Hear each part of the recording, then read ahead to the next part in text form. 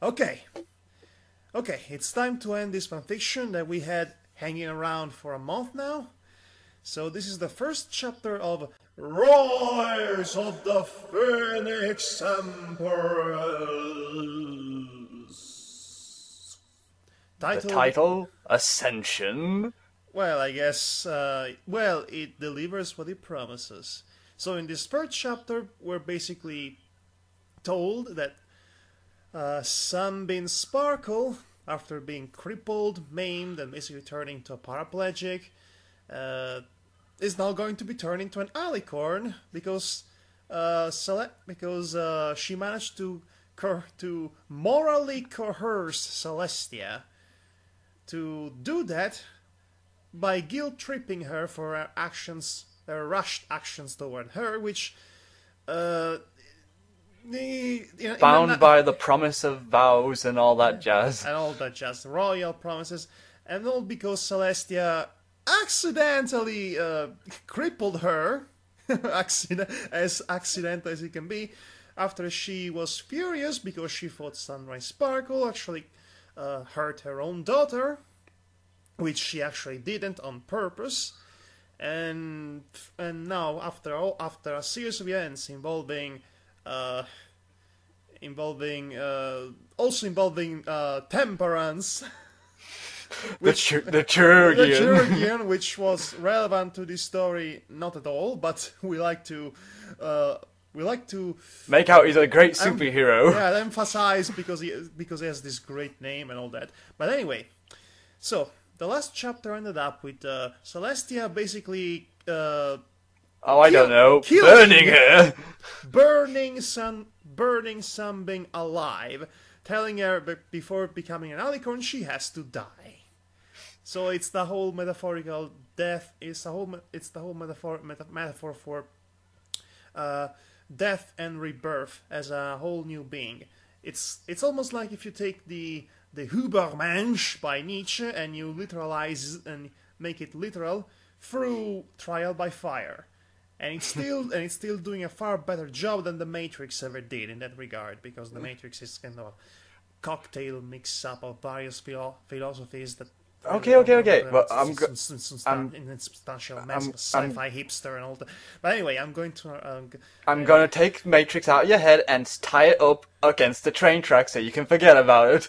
Okay. So as I was saying, so we're going. Okay. So now we're going to talk about. I have no mouth and I must scream.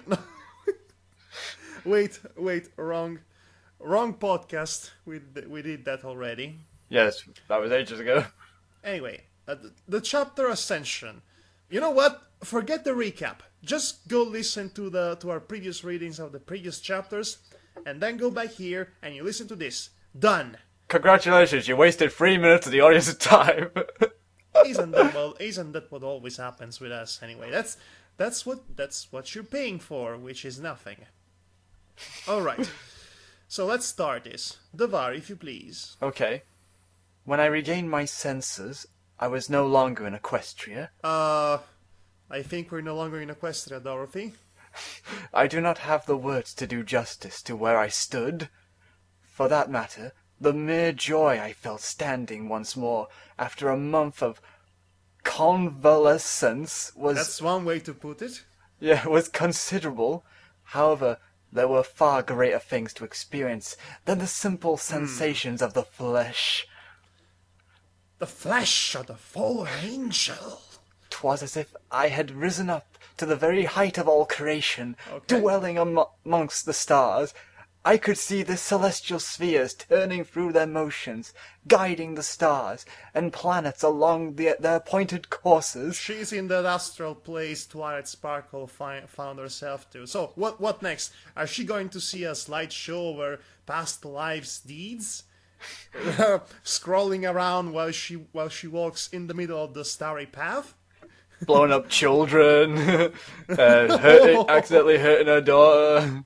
Burning entire ponies alive when she actually when she actually entered the conflict against the Pegasi in Sounds- the other story that's still going on. Sounds like a great life this woman had. Also, I believe there was some flirting around with Shadow Kicker at some point. And bedchambering. But that part of the story is yet to be told whatever. The other story, the main one. The other story, the main one. Yes, that one. Okay. Now, the Lunar Rebellion. Yes. The very... Which we keep referencing because because elements that were already introduced in this story are only now being introduced in the main story that was supposed to happen before this story, except the story happens in an alternative universe after the events of the main story, and Really, Madhog, are you going to do this every time we get to this podcast? Well, it's been more than a month since the last update, so yeah. The very mechanistic clockwork of the entire universe. Is that even a real word, Sam? I have no idea. Laid bare before my eyes, I could have easily devoted years to the study of this place, and only begun to unravel its secrets. It turns out it's page 42. Shut up! Before I could even begin to appreciate the sight, Celestia stepped out of the sun's light. Boo! You ruined the view! Down in front! There was a clear note of condemnation in her voice when she spoke. It was never your destiny to come to this place, Sunbeam Sparkle. That will complicate matters and restrict the means by which I might address your problems. Nay, I suppose 'twas not. Nay! She said it because it's written like that. Yeah. Nay, I suppose 'twas not. I found the pattern of creation far too fascinating to even probably acknowledge the princess. But then destiny seems to be a nebulous concept. I am sure you thought 'twas Shadow's destiny to take up your sister's mantle, yet when the time came she refused it. Now I have come to claim that which is mine by right, even if destiny says I am to be denied it. I made no effort to hide the triumphant smile on my face. Yeah, I think she kind of earned it at this point. Yeah. 'Twould seem Celestia's that destiny has little effect on ponies. Or perhaps the truth of things is that ponies write their own fates, and we call the result of destiny. Da-da-dun-dun-dun. I think the truth of the matter lies somewhere in the middle of it. At least as far as this particular fantasy context goes. There is a loosely defined destiny that's a fate, that's a road to the future that's paved for ponies to take, but the individual ponies still have to choose to take that path or not. So I like to think I think that's the angle, the philosophical angle, the actual show, has provided and gone so far. Which I really like, by the way. I turned my head from the heavenly spheres, at last meeting Celestia's eyes. I take it then that the destruction of my flesh... Oh wait, that's her. I take it then that the destruction of my flesh was a needed step in coming to this place? I suppose 'tis unsurprising, becoming an alicorn is not simply a matter of sprouting wings. Oh snap! Hear that, bronies? Okay, what next? Is she going to have a musical... Is she going to have a musical number? Is Celestia going to sing some sort of a ballad to celebrate her ascension? You've come such a long, long way. Or only a bastardized version, as in, you really did not deserve any of these. I'm currently judging you, and I'm condemning your actions. and so forth. You blew up children. La, la, la, la, la. Now Yeah. it's time to fulfill your whatever it is. Okay, let's carry on. No, it is not. Celestia agreed. Doubly so in your case. Mm. She closed her eyes in concentration, and her appearance gradually shifted. While still taller than the average pony, Celestia no longer towered above me, and her mane was now solid pink, and had lost the ethereal, ever-shifting quality it normally held. Though still an alicorn, she no longer seemed quite so far beyond the ken of mortal ponies. The Okuto no Ken of mortal ponies? Yes, the Hokoto no Ken. By the way, I still have my eyes closed, so is it my turn? Is it my turn to read? Because she closed her eyes in concentration. So that's the payoff to that. Anyway, this is what I was before I mastered the power of the sun. No, it is not, because I recently came into possession of the Journal of the Two Sisters, and let me tell you, this particular canon, along with many others, had just been brutally shattered. Oh. Oh snap. Anyway, She spread her wings wide, so that I would not fail to miss them. I exited my mother's womb an alicorn, and I shall die one. Actually, yes, that is actually correct. That is the official canon now. She was born an alicorn. They were born alicorns, by the way. Both of them. Both of them. I like how she says, I exited my mother's womb, like as if she just went to a movie and then just exited. Well, they have to be. Well, it is implied that it's implied in the book, the Journal of the Sisters, that there was an actual alicorn race of which Celestia and Luna were the last surviving members, and they only managed, but they were not. They would live longer than the average pony. They would get the cutie marks even later on, but they were not immortal. They became immortal later on, and I won't spoil how that actually managed to happen. But it makes sense in the context of the lore and the universe, and it fixes so many plot holes you wouldn't believe. I see. Just so you know that now it's practically confirmed that both Princess Twilight Sparkle and Cadence, they won't live forever. Oh. So nobody's going to outlive nobody. In that regard. Anyway, your next line is you, however. Okay, I think I lost myself. Yeah, I shall die I one. always go in these tangents. I shall die one. You, however, seek to elevate yourself beyond the status of your birth. Though I will grant you the power you seek, know that you have not earned the right to it. Yeah, sure, whatever. Gimme. And why not? I demanded. Have I not saved you loyally? Served you loyally. I read the wrong letter. Have I not served you loyally from the very day I joined the ranks of your Maggie? Did I not safeguard Equestria and guide it through the trials and tribulations of the rebellion? Sunbeam Sparkle, the safeguard. I'll be there for.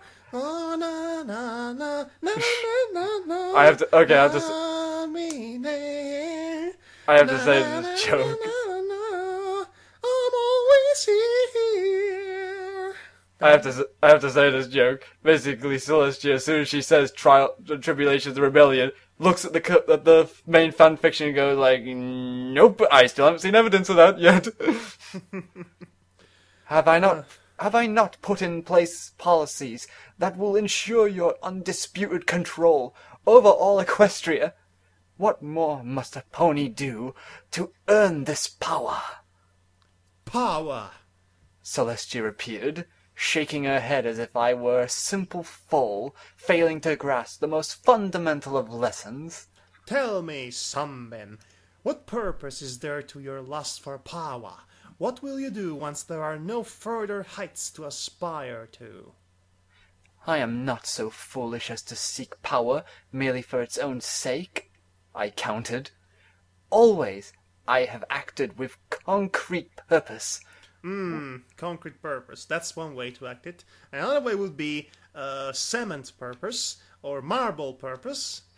I'd like iron purpose sometimes, but concrete is fine too. Without power, how can one exert their will upon the world at large? Would a powerless Maggie have been able to shatter the resolve of the rebellion? Or There's an R, capital R, so it's rebellion, you know. of the rebellion, or bend the nobles to the wall of the crown? I think not. By the way, look out, it's the villagers from the village. All over again. Then you seek power solely so that you might exercise it? Yeah, take it on the treadmill every week. So Celestia frowned and gave a slight shake of her head. I know, that was a terrible joke. I'm sorry, Celestia. That answer is insufficient. I am well aware of the nature of power and do not require a lecture on its uses. Tell me, what will you do once the power you seek is yours? Start a web series of Will It Blend? Sure, why not? It's better than my choice. Why won't your choice, Ben? It It better not be Will It Burn. So buy the IDW comics publishing company, so I get my My Little Pony comics delivered on time, first print in the morning or something. That sounds like a great way to use power. What any would do, I answered simply. Conquer the world! Act for the betterment of myself and Equestria. Oh yeah, yes. also that. And Well, then conquer the world! Well, it's the same thing, technically. Is that so? The skepticism of... Sorry, I've just had a bit something in my throat. The skepticism in her voice was... Skepticism. Skepticism. I should not be correcting you on your English. You're a British-born guy, for crying out loud. Everyone knows the reason, and we're not going over this again. Let's see. The skepticism in her voice was plain. Mm-hmm. And what if the betterment of Equestria were to conflict with your own desires? Because you're not the Machiavellian prince. Such a thing could never come to pass. Celestia frowned at that statement. So I proceeded elaborate. I think they forgot a 2 here. Yeah, I think they forgot it too. So I proceeded elaborate on the point. The true interest of any ruler will always coincide with that of the ponies beneath her. Yeah, that's only in the crazy fantasies of one Machiavelli, which never came to pass in real life. So, but go on. I like to listen to you. Consider, Celestia, that the well-being of all Equestria is the only foundation of my greatness once I become your peer. The strength, security, and wealth of Equestria is also my strength, my security, and my wealth. I'm going to tax everyone to death. So you're going to be Dong Zhuo. I was actually thinking of King John, but no, okay. 'Tis the simplest, most fundamental fact of rulership. Even a pony totally devoid of virtue, as so many believe me to be, would surely grasp that prudence suggests taking much the same course of action in rulership. I suddenly want to see Sunbeam sparkle in Fallout Equestria. I don't know why. Maybe it's because of her dialogue. I have never understood why so many ponies believe that an evil ruler would seek to make their realm a den of misery, poverty, and oppression. They all watch The Lion King, so they just assume that that's what evil rulers do. Those who construct such lurid fantasies rarely stop to consider the practical problems of the matter. Poor citizens offer far less in tax revenues, and are far more open to joining rebel movements. Large armies of iron-hoofed oppression are incredibly expensive, and often composed of ponies whose loyalty and character is dubious. Do we really need this now? I know, it's like... Never mind, I'll just keep going. One must also consider the massive government infrastructure needed to enforce all the needlessly restrictive... Are you serious right now? government Are you serious? policies. Are we really having a lecture about politics now that you're ascending into an alley carnival of all places? Gosh darn it, this writer. Restrictive government policies, as well as all the difficulties inherent with integrating freshly conquered territories. Ah, I knew it. I told you so.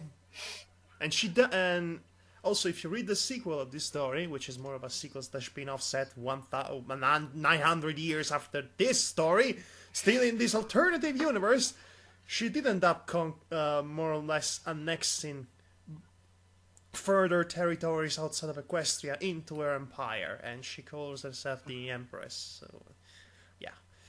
Anyway, where are we? Celestia did not seem pleased, but said nothing to dispute my claims. If that is what you believe, then so be it. Come, we have much to do. She strode off into a seemingly random part of the heavenly spheres, but as I followed her, I began to realize the true import of the direction she'd chosen. The distant blinking lights slowly resolved themselves, not into stars, but to something else entirely. Oh no. Memories. Oh, My memories. it's happening. It's actually happening. Oh, come on, we gotta see that child murdering musical. Oh, you've come such a long, long way. Okay, this. Oh God, I lost it. There you go. This is who you are, Sunbeam Sparkle. Celestia announced, having seemingly read my mind. More than just your memories. This is the very essence of your being. The sum of everything you are that is not contained within the body. Fascinating. What is she, Spock? I'll be surprised she can do the live long and prosper with a hoof. I glanced I think Pinkie Pie could do that if she blows up those horrible fingers as she did that one time. I glanced at a few of the passing memories in idle curiosity. The day Celestia named me as her Grand Vizier, my duel with Stone Circle, whom I deliberately provoked in order to remove him as a candidate for Archmagus. You know, this doesn't make you look well, Sunbeam, just saying. Here's the thing you wanted to see the most. The cult of the Warlock Spellfire, as I crafted him into a living weapon to destroy his father, before the mad pony could unleash doom upon Trottingham. Oh, so it was Trottingham, the city where she was born. Oh, well, you know, knowing this recontextualizes this notion a little bit. Yes, it does quite a bit, actually. Let's see. My first meeting with Shadow Kicker, the early days of my own foalhood, as my father tried to impart a knowledge of glass-making unto me, the training session with Midnight. This one time me and Shadow Kicker smooched all night long. I know it's eventually going to happen in the main story because it's been not so subtly hinted at, but I know it's going to happen sooner or later, and so yeah. Not spoiling anything. I was beginning to find that I did not entirely care for this experience. Are we to spend all day perusing these relics of the past, or shall we proceed with the matter which brought us to this place? Are think you she... are you so eager to be done with this? Yes, yes, I am. I had to catch SummerSlam. So be quick about it. Celestia inquired, arching a single eyebrow. I would almost think you did not care for the sight of yourself. Come, we have much more to see before 'tis time for your ascension. Time has little meaning in this place, so we need not hurry ourselves. I glowered at her, my suspicion rising. If this is some ploy to dissuade me from my course... It is not. Celestia answered, quite calmly. I know you, Sunbeam. Your will is not so easily broken, and there would be little point into attempting it at this juncture, whatever, however you pronounce it. Juncture. We have already passed the point of no return. This is the point of no return. Oh no, not the point of no return. Now we're going to be trapped with crazy Sam Neill in that lonely abandoned spaceship in the deep space, like in that film.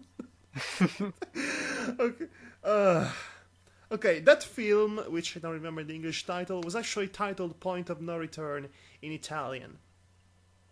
So that's why it made me think of that particular film. With crazy Sam Neill with no eyes in the spaceship in Spice. There was Lawrence Fishburne in that film, actually, before he became Morpheus in The Matrix. I thought we already said we put that in the train track, so you can forget about it. Go on. I believe it's you still, right? Have we? No, we already passed the point of no return. Your body is not but ash on the floor. No, oh, wait, that's her, Celestia. Your body is not but ash on the floor of you or your tower. Oh my God. You will either leave this... this will be awkward once she comes back and she sees her own ashes on the floor. Yeah, that would be quite an experience, wouldn't it? Yeah. You will either leave this place an alicorn, or you will never leave it at all. Celestia's eyes narrowed in determination. Do not think for a moment that I would hesitate to leave you here if I must. The death of one of my little ponies by my own hooves, and the consequences of breaking my own oaths to you, are both burdens of guilt I can endure if the alternative is to cause untold pain and suffering. The needs of many outweighs the needs of the few. She called for the memory of what I had wrought upon Spellfire's child. It is... Wait, I'm trying to figure if this is her or Celestia. It is not as you said when I asked you to justify... Oh wait, that is Celestia. It is not as you said when I asked you to justify this atrocity, that there are times when the few must suffer so that the many may live. I have taken your advice to heart, my vizier. Tell me, how do you care for it when 'tis applied to you instead of another? I confess, the change of perspective did make the matter rather unpleasant. I would also caution you, Sunbeam, Celestia continued, that even after you ascend to the ranks of alicorns, you will not lie beyond my power. Still, there was an obvious point of contention. If you intended my death, you would already have seen to it. There would be no point to this lingering conversation if my doom had already been sealed. Celestia conceded the matter with a single resigned nod. That much is true. She called forth more of my experiences, idly sifting through acts both foul and fair. You are many things, Sunbeam Sparkle, but the one thing you are not is a monster. Well, that's nice for her to say. That's pretty kind of her. Yeah, very nice. Considering, yes. That is why I have given you so many chances to better yourself. It is why I will give you this one chance to become something more than what you currently are. I truly believe that all ponies, even ponies like you, have within them the capacity for goodness, that for all your foul and infamous deeds, you still have the capacity to better yourself if you wish to do so. So basically she's doing this as a test.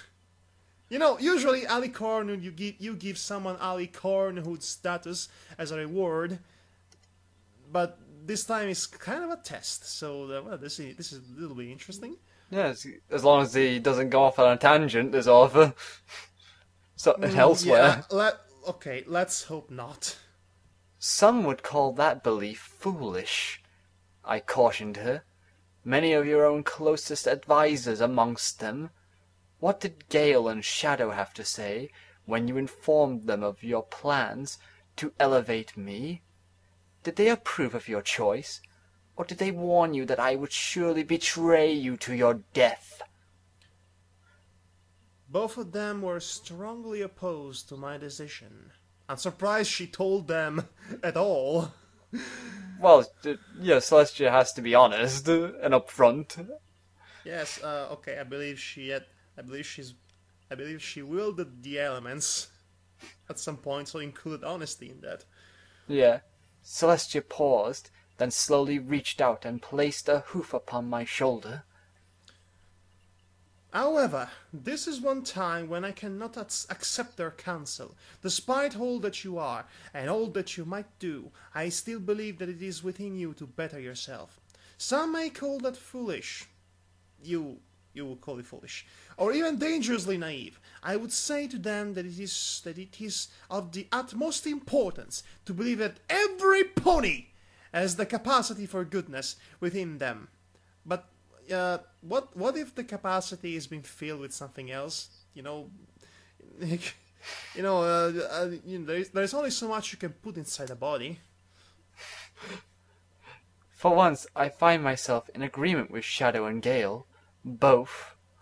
You're not helping your case, Sunbeam, I declared. What does it matter if a pony has the capacity for goodness, when their every act is wicked? Devoting your time to seeing the virtues of your enemies merely leaves you vulnerable to their hidden blades. Perhaps so, but when you're a god, you don't really worry about these things. She paused and directed a loaded glance. That's an unusual description. Towards me. Perhaps my need to believe in the better nature of ponykind has already undone me. I confess that your redemption has been something of a long-term project of mine. I believe you said that already 3 times. There is a darkness within you, Sunbeam Sparkle. It would have been far too easy for you to embrace it, and yet you have never fully succumbed.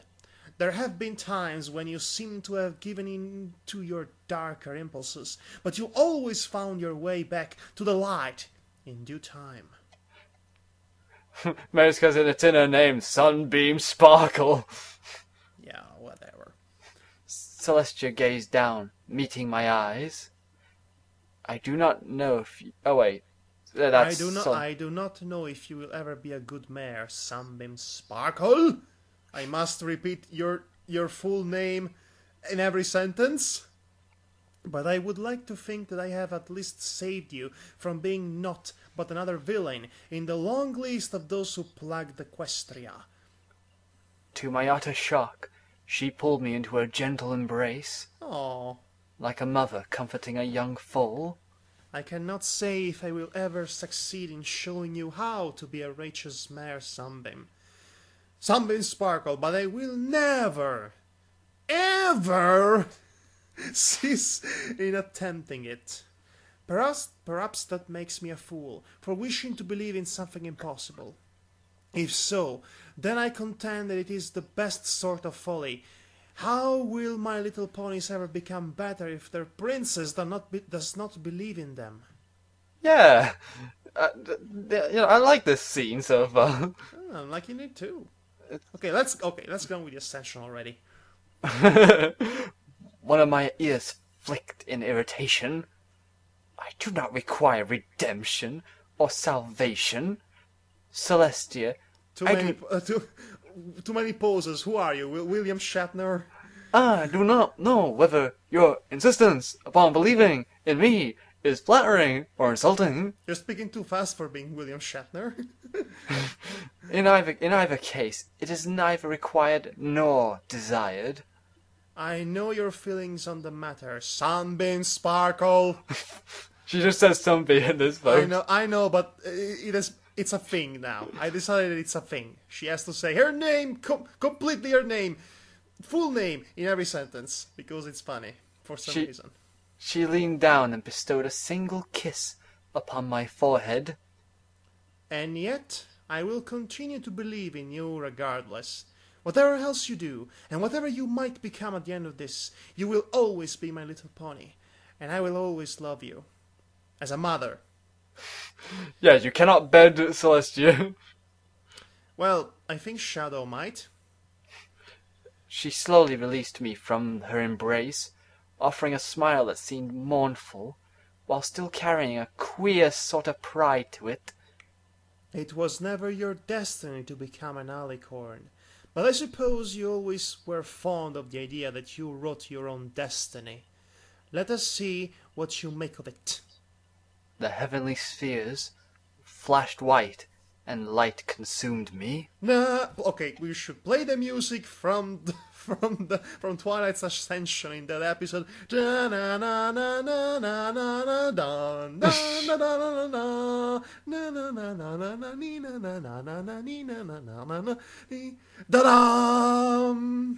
Oh, that little cabaret boy inside you just wants to be let out a lot, doesn't it? Okay, yeah, okay, so it's your lucky day because there is a break in the paragraph, so... Oh, good, that means I can quit early. Yay! It's my turn to read. Oh, I just got to the door. I was alive. Na na na na na na na na na na na. Okay, sure. I was alive. No. More than just alive. I could feel the life coursing through my veins like rivers of molten fire. 'Twas beyond incredible. At that moment, it seemed as if the simple striking of my hoofs could reduce mountains to rubble, and a single spell would suffice to reduce all of Canterlot to ash. The mere beating of my wings could flatten homes and conjure storms. We never get to see that. I wish we could see that. My wings! My wings! I spread my new appendages wide, marvelling at the feel and appearance of them. 'Twas a most curious sensation to have these new feathery limbs attached to my body, especially as I had been a cripple long enough to become somewhat used to the condition. Not only was I reacquainting myself with the use of my limbs, but now I had two more to grow accustomed to as well. Still, I would be quite content if that was the greatest problem before me. She's just like a little kid that basically received the most excellent toy on Christmas Day and is like, playing with everything about it. No, she's like some sort of comic book nerd who received superpowers. Yeah, they both work the same. They both have the same euphoria to it. Mm-hmm. I think I could be forgiven for so exulting in my triumph to the point that I failed to notice the crowd gathering. 'Twas only natural that they would wish to pay homage to their new princess. Nay, not princess. I never cared for that title, and advised Celestia against taking it. Now that the power was mine, it was only proper that I set things to rights. I quickly gathered my thoughts and adopted an appropriately regal demeanor, drawing up to my new, far more impressive height. Oh no! Oh my gosh, she's going to say that! Oh, I can't believe it! Kneel before thine Empress, my subjects! Kneel before Sunbeam! Oh no! Kneel! Oh jeez. Do I normally dislike the traditional Royal Canterlot voice because... That's a thing. Because yeah, there are occasions where a certain theatrical touch is called for. To my immense irritation, the ponies of Canterlot did not act as ordered. What were you expecting? You appeared out of nowhere with in an alicorn form. They don't know you. you're demanding to kneel before you, and you expect them to do that and not panic and not at all? Jeez, Sunbeam. It's like expectations, reality. Exactly. There were great expectations. The ponies of Cantor, rather than fall to their knees before their new ruler, the crowd milled about in confusion until Shadow Kicker stepped forward. Ah, finally Shadow Kicker appears in this story. Sunbeam.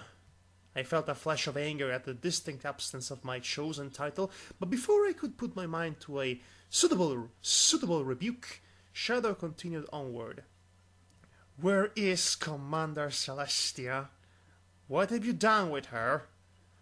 Before I could answer the query, though in truth I had no idea where Celestia was after our encounter in the heavens, the crowd began to grow restive. One of the more foolish members let out a furious shout. She has stolen Celestia's power! She took her job! She took her job! She took her job! Traitor! Usurper! Dear. No. Yeah. Trust me, Devar. No. Yeah, I know, but I'm just saying. Once the accusation was made, the crowd's mood turned even fouler. For a moment, I wondered if my first act as an Empress of Equestria... Whoa, Empress, slow down there, lady. Would be to unleash my newfound alicorn powers upon my subjects. A massacre was hardly an uplifting note with which to begin my reign. Calm thyselves. I confess that my relief at hearing Celestia's voice was considerable. 'Twould seem that despite my new title, I would be forced to rely upon her for guidance, at least for a time. Uniting the points of my fingers evilly. I suppose it could not be helped. There is a considerable difference between serving as a trusted and honored advisor and wearing the crown for oneself. Though that line of thought did serve to remind me that I would need a crown, something properly reflecting the power and glory of my new status, she went power-angry instantly. One can hardly be a proper empress if one does not look the part. One does not simply look as an empress without... Whatever. The crowd slowly parted and Celestia stepped forward. It was at that moment that my triumph began to crumble upon me. Celestia was not as I remembered her. Rather, she had the appearance that she had taken on whilst we spoke within the heavens. Still a mare of considerable presence, but no longer the towering figure she had once been. I don't know if you realize what just happened here, Devar. You'll see. Shadow Kicker could nearly meet her eyes without looking upward at all, and I was actually forced to look down at her. 'Twas a most strange and uncomfortable sensation. I did not understand why this had come to pass. Why would she be so diminished by surrendering her sister's mantle to... Nay, she could not have. Why would she do such a thing? Oh, it's a trap. For Sunbeam, that is. I retreated into the confines of my own mind, seeking out the source of the new power that dwelt within me. That was when I felt it. A raw pulsing line of fire, light, and life connecting me to the flaming orb that hung within the sky. 'Twas an undeniable heat within my body, as though I had sunk into a hot bath after a day in the snow. From my core to the tips of my hooves and my newly acquired wings there was warmth, almost too much. A roiling, bubbling well of magic ignited, arsed, and settled back into my body. A sensation I felt keenly on the surface of the celestial body whose fires this mantle echoed. Shakespeare! To be or not to be? That is the question. Okay, honestly, this was very well written. Yes, it is actually well written, this bit. Of the moon, I felt nothing. There was only one conclusion. She had not given me Luna's abandoned mantle, but her own.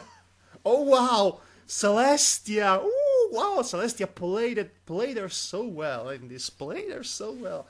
I have to applaud her. Well, yeah, that's surprising that she would give her her mantle. That makes a lot of sense, and you'll see why. For various reasons. I stared at Celestia in utter bewilderment, trying to make sense of this turn of events. I simply could not bring myself to understand her actions, or the question repeated itself in my mind: why would she do such a thing? There was no reason to it. Am I being too dramatic? No, you can never be too dramatic in these things. Celestia strolled to my side. Okay, I think that's too heroic dramatic. Okay. Effortlessly commanding the crowd's attention despite her diminished state. Even though she was now merely of a height with the largest of mortal ponies. Her raw presence of force, of personality, remained undiminished. If anything, they seemed all the stronger, as if her reduction had somehow increased their ability to connect with their subjects on a fundamental level. Perhaps it was because she was smaller now, and thus less intimidating and distant? She gazed out over the crowd, a perfectly calm and serene smile on her face. My Little Ponies title drop. I understand that a great deal of fear and confusion will be caused by this turn of events. How many times has this writer wrote turn of events in this last few sentences? I wasn't concentrating on that, actually. I should have been. However, I assure each and every one of thee that there is nothing to fear. Thou art all safe, and thou shalt continue to be safe in the coming days. I promise I will fully explain this event to all of thee in the fullness of time. However, for the moment I must speak with thy new Empress. Oh, shoot! Celestia pretty much dumped the entire responsibility of ruling Equestria on Sunbeam Sparkle's new acquired shoulder blades. Wow. Okay. Oh wow. This will force her to change. She just forced her a massive change that she'd not predicted of. Oh wow. I sense a bit of a underlying plan here. No, because this is just the final chapter, and this is where my disappointment starts, because this is the moment where it really starts to be interesting, but then the story decides to conclude. Oh. So yeah, as I told you time and time before, you should be expecting this by now. There was a barely perceptible pause as she announced my title, and for a moment I could swear that I saw a faint, almost mocking curl of her lips. Oh, Celestia, you sly equine god. You think you could do my job? Here, take it all. As if my refusal to accept being a mere princess was some grand jest. Perhaps it was at that. It might be that the entire affair was nothing more than an elaborate joke. Matters had not proceeded as I had originally envisioned. You think you can outsmart Celestia? Ha! Think again. My new subjects had been on the verge of open defiance before Celestia calmed them, and I bore the wrong mantle of power. I did not think it likely Celestia could have erred in the matter, and thus I faced a far more terrible conclusion. Celestia was in the midst of hatching some scheme. Dun, dun, dun. In hindsight, I should have guessed it. For all her apparent misgivings, she had folded far too easily to my wishes. Her resistance to my ascension had been little more than a token effort, and a few quick assurances that I would not grossly abuse my new power. Now I held far more power than I had dared to dream, even at my most ambitious. I stood not merely as Celestia's equal, but as her superior in every single measurable way. By all rights, this should have been the greatest triumph imaginable. But... And yet, because she's not stupid, I was uneasy. More than that, there was a terrible sinking sensation within the pit of my stomach. Dread, the feeling a mouse has in the instant between when the trap is triggered and the moment it snaps shut. As the crowd dispersed, Celestia turned to me, that knowing and faintly amused smile now firmly in place upon her countenance. At that moment, I did not feel like the supreme Empress of Equestria, but rather a filly caught by her mother in the act of swiping a pie from the windowsill. Nice analogy there. We're talking gods, alicorns, Toronto's chirping, and possible revolutions and rebellion, ascensions, and now we have the pie analogy. Thank you for that. This is so hilarious to me. Okay. Well, I'm glad one of us is having fun. Who am I kidding? I'm having fun as well. Perhaps the most frustrating aspect of it all was that I still did not even understand what had passed. This one thing to be undone by the trickery of one's foes, and quite another to be so beaten without even grasping how the defeat had come to pass.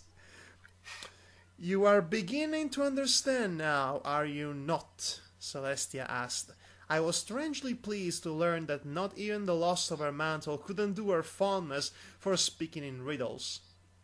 It would seem some aspects of her character were indeed unchanging. Understand what? I demanded, making no effort to hide my irritation with the situation. Everything! Damn her and her cryptic answers! Could she not speak plainly? That we wouldn't have much of a story if she spoke, to the point. Now, would we? Mm-hmm. Before my irritation could mount too much, she had mercy and offered me something beyond answers so vague as to be incomprehensible. Though she did not explain herself, she did at least provide more than empty words masquerading as profundity. How fares your daughter, Empress? My daughter? Even as my thoughts turned to her, I felt an odd sort of twinge in the back of my mind. 'Twas a difficult thing to put into plain words, but I experienced a sudden sort of awareness regarding midnight. Well, perhaps not so much awareness as a knowledge of the potential for awareness. 'Twas similar to the sensation one experiences when asked to call to mind some text one had committed to memory many years ago. Whilst the knowledge always dwelt within the depths of one's mind, 'twas normally far distant from one's active thoughts, yet readily available when required. Somewhere within the depths of my own consciousness there was a thread of thought connecting my daughter and I. 'Twas simplicity itself to grasp that thread and follow it back to its source. In that moment my mind connected with my daughter's. What followed was nothing so crude and intrusive as a mere invasion of her mind. Rather, it was a sort of sharing, on a level far beyond that of mere words and thoughts. 'Twas as if our very essence intermingled for a few brief moments. I felt everything about her, her hopes, her dreams, her fears, her aspirations, everything. I hope not everything. Most of all, I saw the most fundamental of the ties that bind us together, the bond between mother and daughter, our fates, our destinies were inextricably intertwined, for good or for ill. I definitely want to see more some being midnight moments before this story is over. Well, yeah, we definitely need our regular dosage of that. Of utter preciousness and uber cuteness, adorableness. The more I studied the connection, the less I cared for it. I had never given a great deal of thought to the question of what it meant to be a mother, or to have her as a daughter. She was my child, the heir to my legacy. and 'twas my responsibility to care for her and see to her preparation for adulthood. I confess I had even developed a certain fondness for her over the years. Though I was well aware that I had shaped her destiny, I had never truly put any great thought into what truly meant. However, now that I had this new Alicorn's perspective on the matter, all was cast into stark and undeniable clarity.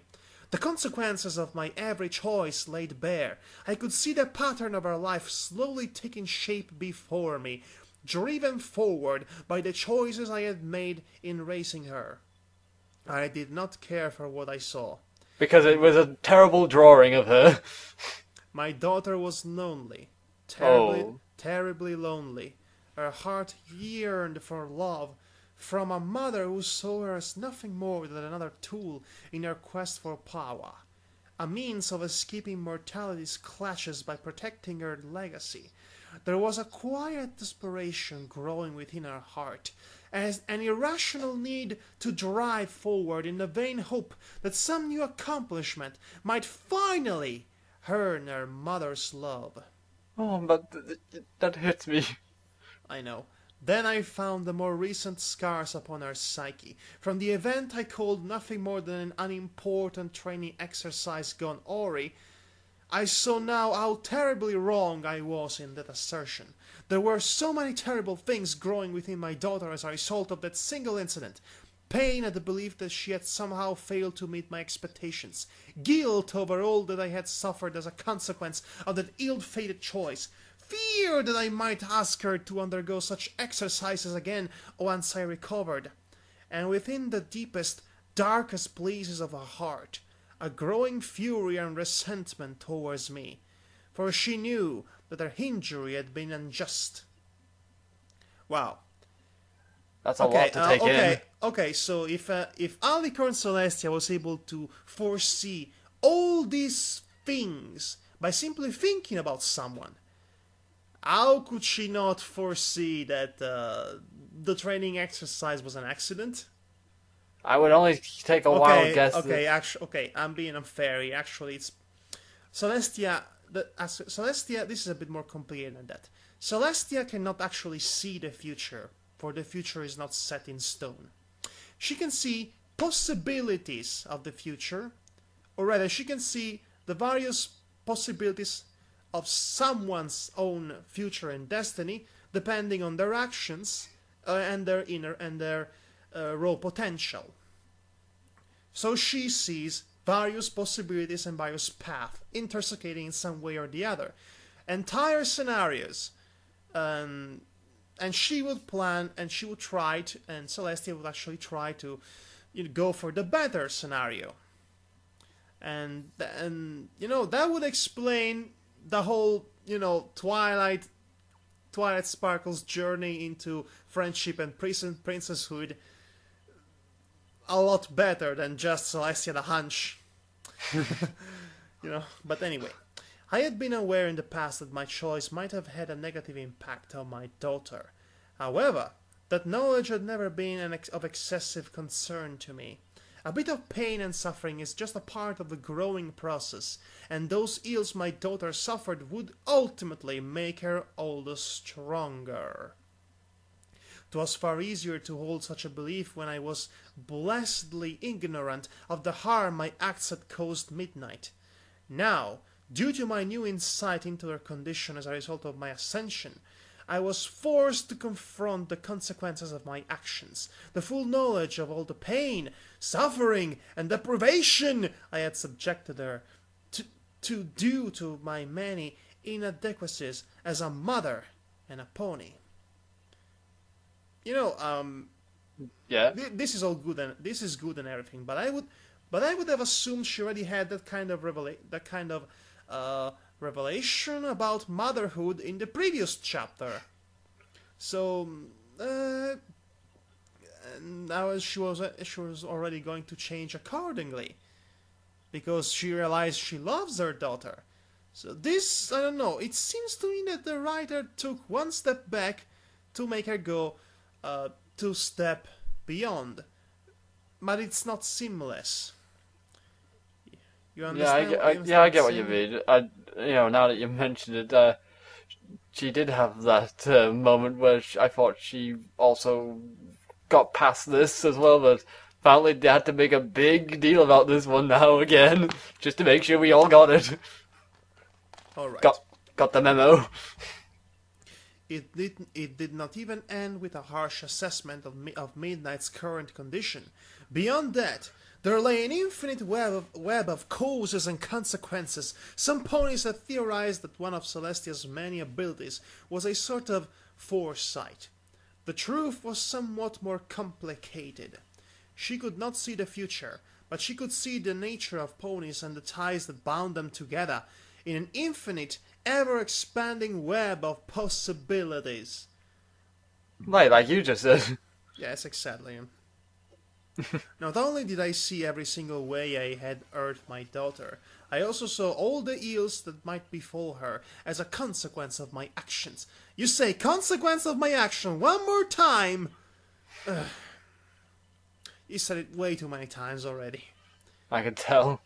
I have always believed that knowledge is superior to ignorance, and 'tis foolishness to deserve oneself as to the true nature of one's own actions. Never before had I wished so fervently to hide from an unpleasant truth.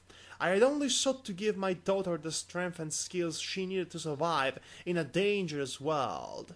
You know, it doesn't need to be a dangerous world unless you want it to make a dangerous world. It's freaking Equestria, for crying out loud! The war is over! Jeez. But now I could see far too many outcomes where my daughter fell into darkness. Jackie. What are you doing? They said the darkness, so I was referencing the darkness from the game, the darkness where the darkness would call for Jackie. Oh yeah, yes, that was a nice one. Thank you for that. Too bad you had to explain to me. I haven't played that game in years. Ah. So, you know, it was the first game I ever got for my PlayStation 3. Oh, cool. Where the name Midnight Sparkle would be spoken in hushed whispers by terrified, huddled masses. And all because of my choices! So we had to go through like 100,000 paragraphs to figure this out. My daughter was not even the end of it. Even as I touched on her life, I felt the connections she had forged with ponies besides myself.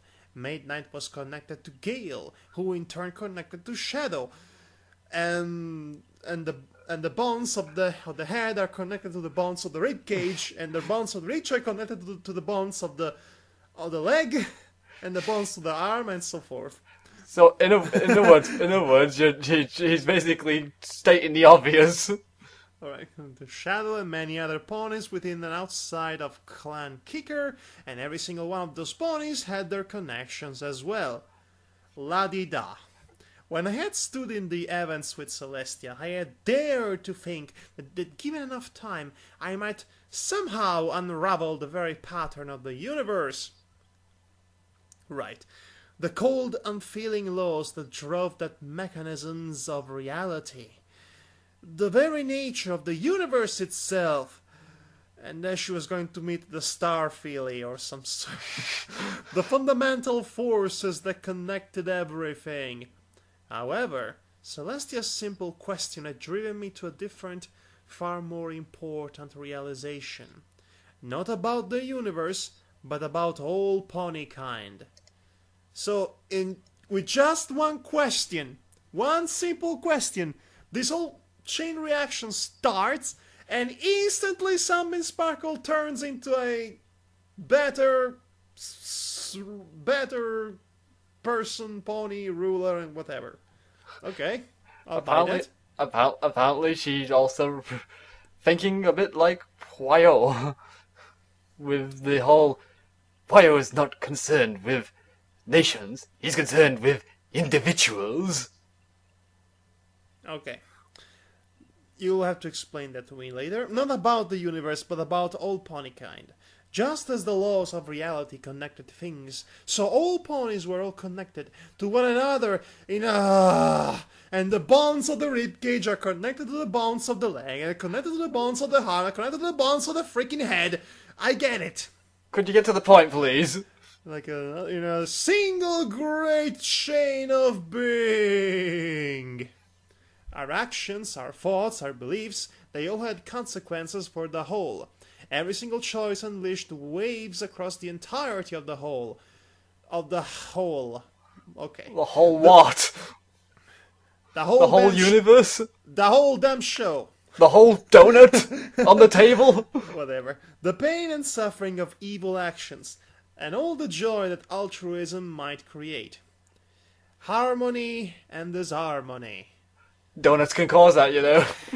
I'd never really understood what those words meant until now, but with this perspective, it was all so obvious. I don't know. Okay. I saw everything. I understood everything. And I realized how terribly wrong I have been. About everything. I do not know how long I stood there in the middle of the Canterlot Royal Gardens as I struggled to wrap my mind around the new vistas. Oh, Jesus Christ. How you ever get the strange feeling this guy wanted to write a big epic paragraph, but he just had too many ideas and just stuffed them all into one story? No, actually, I was right now I was cringing because he said he wrote vistas, and it kind of pulled me off. And that pulled me off instantly out of the story because it's making me think of Windows Vista. Now, Oh God! thank you for that. You vistas, do not use Italian words in English sentences unless it's justified, please. That opened before me. It was not until Celestia set a hoof on my shoulder and called my name that I was finally prompted to return my attention to the world before me. From the way my name echoed within my ears, I suspected that Celestia had been attempting to draw my notice for some time. Even so, the web of causes and consequences lingered large in my thoughts. Celestia smiled at me, still carrying an air of maternal wisdom about her, despite the loss of the sun's mantle. Sunbeam sparkle! My little pony, friendship is magic. Do you really think me ignorant of what you sought to accomplish? Did you think me so easily beaten and manipulated? I applaud you for your ingenuity and daring. She leaned forward and whispered into my ear, however, the truth is that we were never even playing the same game. I know not what outcome you sought, but I do believe I have won the day. Oh, she definitely won at Sassafras. Celestia won. Sunbeam sparkle. Zing. Zing. Alright, change of paragraph, so it's once again your turn. Okie dokie, I'll be off. Finally I get to read something. Okay, I still could not make sense of it. I had obtained the ultimate power! The ultimate power! Undisputed mastery of all Equestria! I'm the undisputed WWE World Heavyweight Champion! And yet, somehow, I was beaten at the same time. It simply made no sense. How had Celestia undone me by surrendering her power? 'Twas inconceivable. And yeah, yet... okay, Celestia, I had to say this, I really like how this writer, for all our constant harping on some aspects of his writing, I had to commend this writer for how he characterizes and basically develops and writes the character of Celestia. I mean, he managed to make her both imperfect, human, with flaws, but at the same time, you still have this very distinct feeling about her that she is one step ahead of everyone else when it comes to certain aspects of of of equestrian ruling politics and business and all that. The way she played Sunbeam Sparkle, when Sunbeam Sparkle thought she had all figured it out, just proves that why Celestia is indeed Celestia. So, that was nice. Yes, it is very nice, in my opinion as well. Okay. And yet, as I walked through the royal quarters in the palace, quarters that were now mine, instead of hers, the truth of it yet lingered over my mind. What possible objective could she have achieved that would justify the loss of power, and her very immortality? A PlayStation 3 trophy? Why surrender so much when simply granting me her sister's mantle would have achieved the same effect? You wouldn't really think that Celestia would actually sacrifice her own sister for you. The more I thought on the matter, the less sense of the choices made. Everything I could see indicated that she had suffered a devastating defeat, yet she considered the current outcome a triumph. Oh, she's into your head so well. I misliked that, for the only conclusion to be drawn from those facts was that Celestia had somehow undone me so thoroughly that even after the fact it was beyond my comprehension. And now another moment we all been waiting for. I'm ready. Mother? Yes! Oh, she's back! She's back! It's so cute, this video! It's so cute! Who's the cute, the creepy unicorn daughter? You are! Yes, you are! My daughter's voice jarred me from my thoughts, taking me quite by surprise. I should have heard her entering my rooms. Rooms! Apparently she had a room within a room to make rooms. Roomception. Though she had a talent for silence, mine own senses are quite keenly honed. Maggie, who are easily taken unawares, rarely survive to live full and successful careers. I turned to face my daughter, needing a brief moment to find her on account of my considerably changed height. You look down. Okay, there is left, right, up, and then there is down. And there's the diagonal up, diagonal. Also, there is, and you have also a third dimension of movement with your wings. So there is a lot to look at, so to speak. The anatomical changes. The anatomical changes. I meant the anatomical. Anatomical. I said. The atomical changes. The anatomical changes I had undergone would no doubt require considerable adjustment. Get the car, Jack. My royal dignity would not be so well served by striking my head or wings upon every low-hanging ceiling.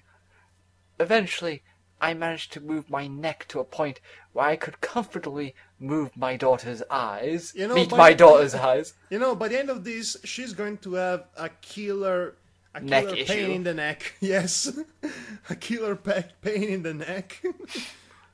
Midnight, my child. Yes? I found myself at quite a loss for what to say to my daughter. After everything I had seen, all that Celestia has exposed me to regarding my treatment of her, 'twas difficult to put my thoughts into words. I was not in the habit of apologizing for my perceived misdeeds. I thought she already apologized a lot for that. Yeah, I actually thought that too. Yet in the circumstance, I found myself hard-pressed to deny that an apology might not be merited. Perhaps 'twould be wiser to simply speak with her, as I normally did, but I was uncertain if such was even within my capabilities. Could I simply carry on being her mother, after all I had seen? Oh, this is so nice. This is so cute. Let's go on. My daughter stepped forward. Oh, this is gonna be cute. Her gaze traveling up and down my new body, as if she was struggling to come to grips with it. Given my own difficulties in adjusting to my new form, I could quite empathize with her predicament. 'Twas curious how easily I understood her moods and thoughts now that I was an alicorn. You are walking once more. Captain Philiobvius, everyone! Bravo! Midnight Sparkle strikes again. Midnight finally declared, apparently having settled upon adjusting to the simpler facts first. You are also larger and now have wings. I love this child. Is there anything else you could point out to us, like... Have you somehow become a false alicorn? I hope you do not become a twisted, horrible abomination against Bonnykind, which must feed upon the souls of the innocent to sustain itself. That would be unpleasant. That's very graphically detailed for a girl of your age. I love that she's been earnest the entire time, but probably her tone of voice makes her sound creepy, which only makes her more adorable by some sort of twisted roundabout way. Indeed it would. I do not know why my daughter has such morbid flights of fancy at times. You call them flights of fancy? I call them too many damn comic books! Perhaps I should do something to address the matter at some point in the future. Especially now that my new insights into her character and destiny would make it far easier to render aid in such matters.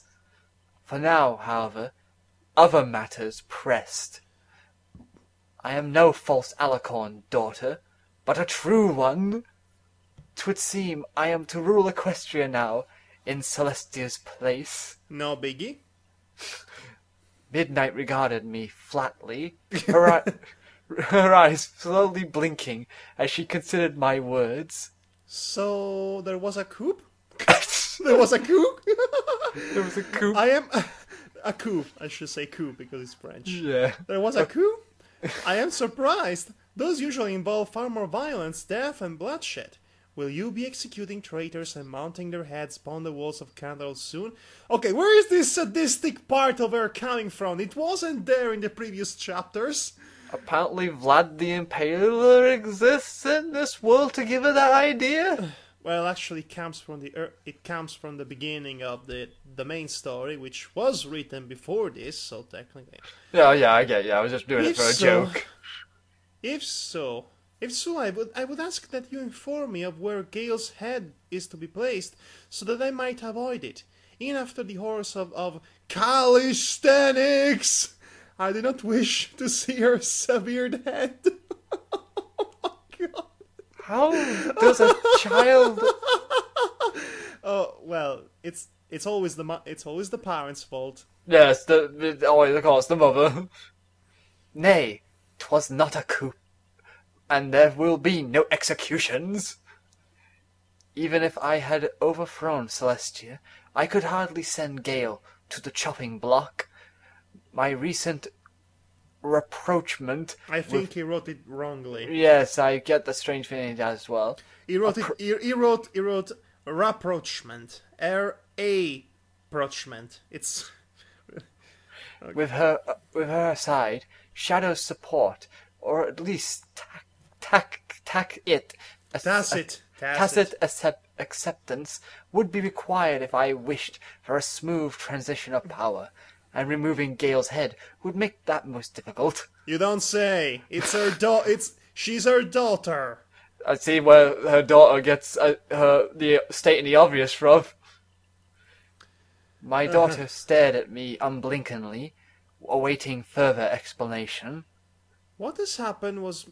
what has happened was more akin to a succession than a usurpation. Usurpation. I did not took her job. I explained. Celestia had surrendered the sun mantle to me and acknowledged me as the Empress of Equestria. So we effectively had the rise of the Phoenix Empress at this point. though she had not yet formally named me as her successor or announced her abdication, such things were only a matter of time, if the current state of things continued. Excellent.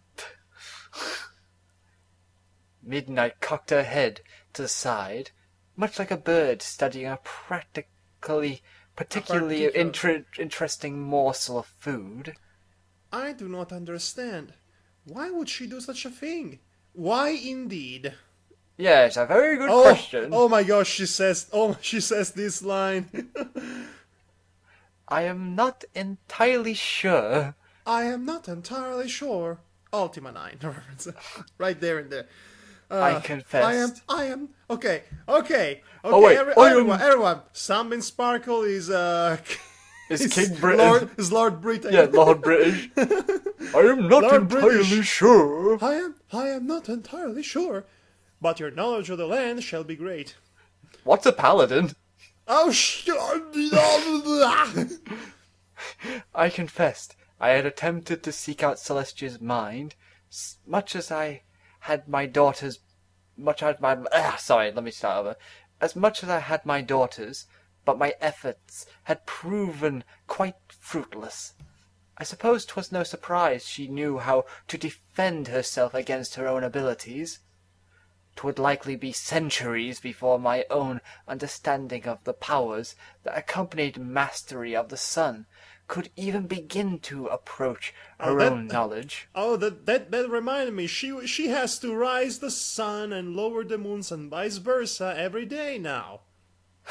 I wonder how well that's gonna go. Good luck with that. I hope she doesn't destroy entire nations and cause tidal waves. Yeah, considering how much Twilight had a bit of effort in this season finale. Okay, let's continue. I think the seeming abdication is merely part of some grander scheme of hers. I was briefly reminded of an old unicornian legend. Oh no! Please, no more of this. I hope not, please.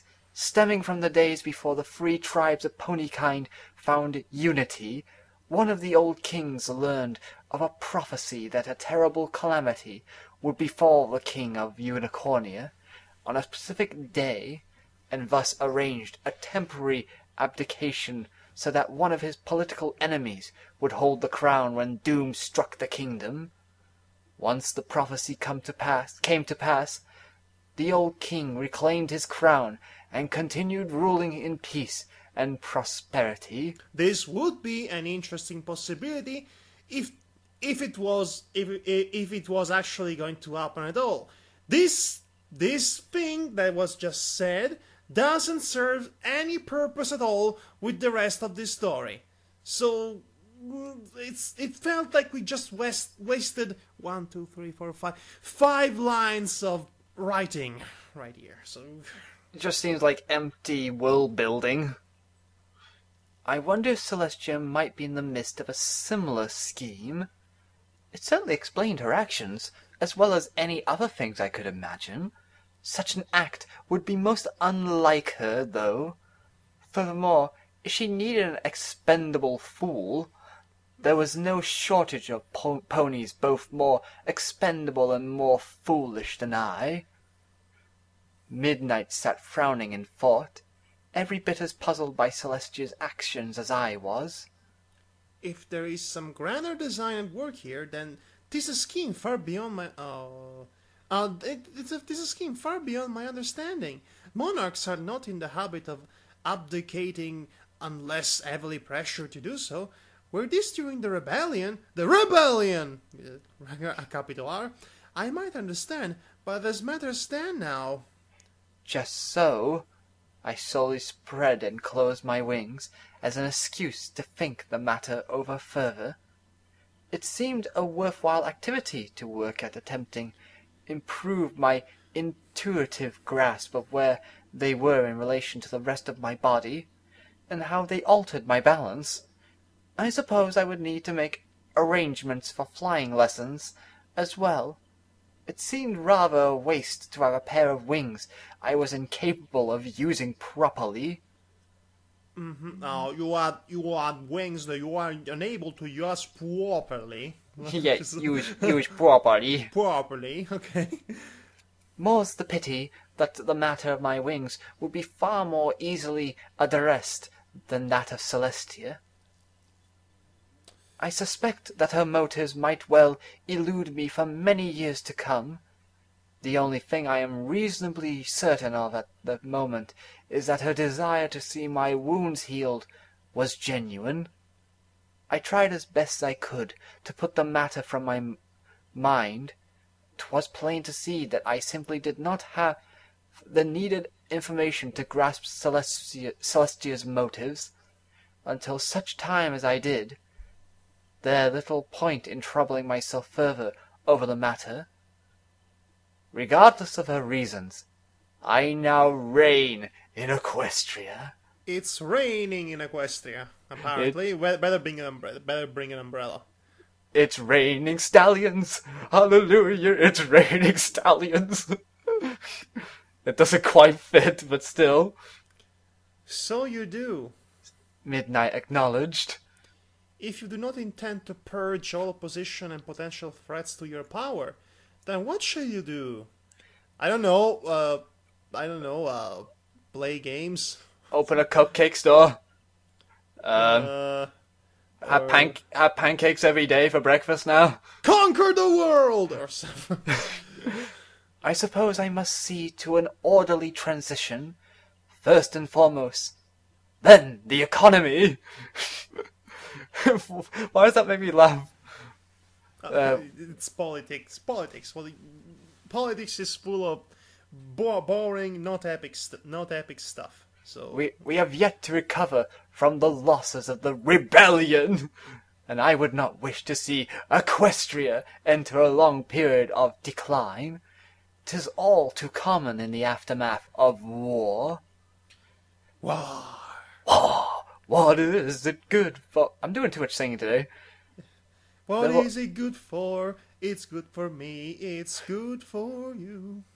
There were already many potential problems looming in Equestria's near future, such as the loss of many of the best and brightest young Magi to the fighting. Including Second Chance. Still remember Second Chance? The most unfortunately ironically named young magus that ever came to be. Poor girl. Oh, Second Chance. Second Chance. Second Chance didn't see what hit her. 'Twas part of why I had such high expectations of Midnight.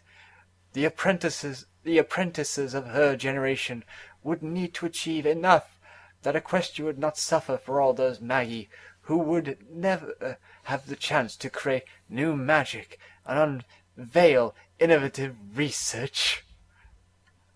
Once more, my thoughts lingered on my daughter. It would seem that my confusion over Celestia's actions was not the only matter that had occupied much of my mind. 'Twas all but impossible to forget what Celestia had unveiled to me regarding my treatment of Midnight. I felt a most unaccustomed degree of apprehension as I turned to her and begun to broach the subject. Oh, it's time. We're going to have a Fresh Prince of Bel-Air moment between these two. That means there won't be any funny scenes going on. Yeah. I'm talking about that moment, in that particular sad moment in Fresh Prince that everyone remembers.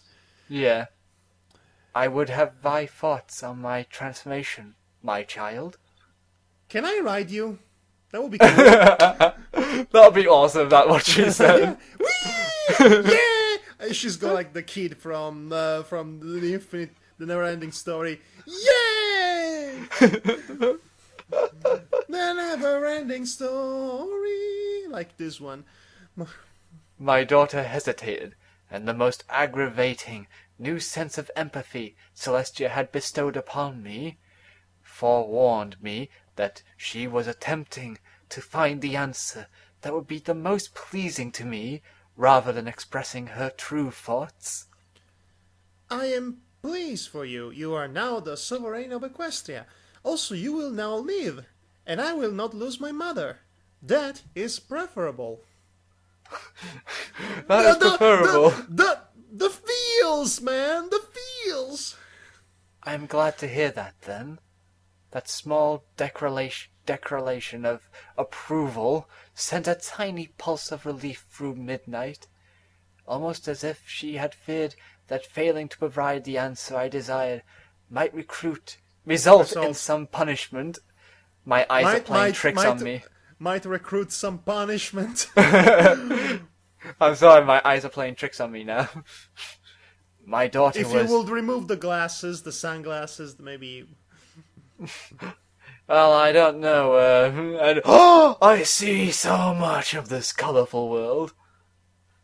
My daughter was terrified of me. More specifically, the consequences of failing to meet my expectations, a difficult task with how high I set them. I slowly settled onto the floor next to Midnight, attempting to make myself seem less imposing. Good luck with that. Yeah, good luck with that. Just like she says here, not an easy task considering the massive bulk of my new alicorn form. Bulk of alicorn form. No. Yes, I'm kidding. Bad the bar. Well, everyone else is thinking it. Even though my new body was quite trim and slender, there was just so very much of it. Midnight, my child, not only shalt thou have thy mother for many, many years to come, but I will endeavour to be a better mother to thee in the future that I have been thus far. Who are you? What have you done with my mother? Midnight met my remark with a confused frown. I am afraid that I do not understand, mother. I found myself experiencing some difficulty in finding the proper words. 'Twas almost as if I were on the verge of being overcome with emotion. Emotion, no! Emotion, how could you slay this horrid beast? I have not been a good mother to thee, my child. I shall do better in the future. Celestia's teats. That comes completely out of nowhere. Thank you for that. We all really wanted to know about Celestia's teats. Now I was all but repeating myself, like this story. I was at such a loss for words, which this story doesn't have. 'Twas difficult to think clearly when so many strange new emotions assailed my psyche. I suddenly crave for Grey's Anatomy. I cannot explain why. Oh, good Lord, no. My daughter glanced down at the floor, one foreleg idly stroking the small white streak of her foreleg that marked the spot where my errant stone had stricken her. What will that mean? Will things be different between us? How will they be different? There will be many changes, nay? She paused, her gaze now fully fixed on her fresh scar. I hope that they will be good changes. No, she's going to rip your legs off. That is the change. And we're going to replace it with a cybernetic implant that shoots lasers. The future is here already. and then we're going to go out in the Western Wasteland and go slay dragons and manticores and raiders and Fallout Equestria stuff. Okay. Well, we had your that. Okay. Read Fallout Equestria already. It is my intention to ensure that they are, I promised her. I hesitated for a moment, then slowly spread my forelegs towards Midnight, offering an embrace. Oh. It seemed the proper thing to do. I cannot promise that I shall be a perfect mother to thee, but I shall endeavour to be a better one. Whatever else there is between us, thou art my beloved daughter. Oh, this is so nice. I need tissues. And Midnight. and now I'm going to ruin everything. No, what are you gonna do? Sunbeam Sparkle is going to outlive her daughter. No! Why did you have to say it? She has Celestia's mantle. What were you expecting? I mean, it's a fact. She is going to outlive her daughter. Yeah.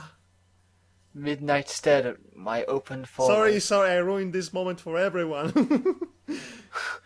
Yes, you ruined it. Bad Madhog. Get in the corner. Midnight stared at my open forelegs for some time, then slowly entered my embrace, hesitantly placing her cheek against my chest. What is to come of me now that you are the ruler of Equestria? Your new duties will keep you busy, will they not? Will you have time for me, or will I be given over to another's care once more? Will we at least have time to play in the snow? She paused, and then quickly corrected. Have our training sessions together in the snow. My duties will consume a great deal of my time, I conceded, raising a hoof to forestall any complaint on her part. However, I will take the needed measures to ensure that I give thee the attention that a mother should grant to her daughter. That is good then. She nuzzled my chest, then slowly turned to face me, a hesitant smile adorning her lips. Does your elevation meant that I am now a princess? Will I be placed within a distant castle, suspended over a lake of lava and guarded by a dragon who incinerates all would-be suitors who would dare approach, whilst I watch the events from my tower? What is this, Super Mario Bros? She sounded almost disturbed. She sounded almost disturbingly pleased by the idea. Perhaps deadly puzzles as well. Oh, for crying out loud! It's you designed Sierra Games, haven't you? It makes all the more sense now. It makes more sense than Sierra Games, that's for sure. As I often did when confronted by my daughter's rather unusual train of thoughts, I opted not to address the stranger questions, but instead focused upon the simple and practical concerns. The daughter of the Empress would be a princess, yes. Do not think that entitles thee to excessive privilege, or that thou shalt be coddled and waited upon by the castle staff, to the point that thou art naught but a pampered foal. Though thou art my treasured child, there are limits. Does that mean I cannot eradicate calisthenics from existence? Yes, Your calisthenics! Curse you! Yes, that also means you cannot obliterate calisthenics, for others needed. Midnight let forth a resigned sigh at the news. Aye, as it was when you were Grand Vizier and Archmagus. There was an echo of sadness in her tone that stirred my heartstrings in a most unexpected way. Ere I could give the matter any deeper thought, the words left my lips almost entirely of their own accord. A few small allowances might be possible. However, I recalled that thou didst recently request a cat. Yay! Kitty! She's getting a kitty! Her ears perked forward attentively, and the barest hints of a budding smile appeared on her face. Aye, I wish for a pet. I am still saddened that you did not allow me to retain ownership of the unkindness of ravens that once followed me home. Ravens? Unkind? You were followed by ravens home? What? That doesn't bode well. Though I think I would prefer the murder of crows given a choice. Crows. Crows. However, absent either of those, a cat will suffice. She once more cocked her head to the side. May I choose its name?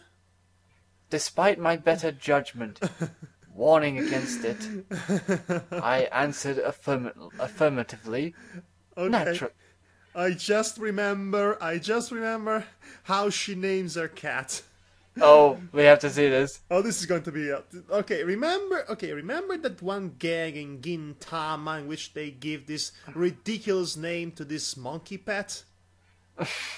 I think so. You'll see. Naturally, 'tis thine own pet, is it not? My thanks to you, mother. The smile Midnight offered me in response to this news briefly gave me cause to be grateful that she usually contented herself with a small, barely perceptible upward turn in the far corners of her lips. My daughter's smiles are rather unique. Midnight considered the matter for some time, then nodded and confidently announced, I want to name her Queen Meowingtown Luna Celestia Solaris of Our Sparkle, Cat Queen of Cat Queens, ruling over Cat Queens, felon above all felons, warden against pestilence and vermin, and pet of the great and wise Midnight Sparkle. This is amazing! This is her complete name. Wow. Wow. You imagine calling that name, going like... Honestly, I am trying to imagine the anagram for that name. I don't want to even try.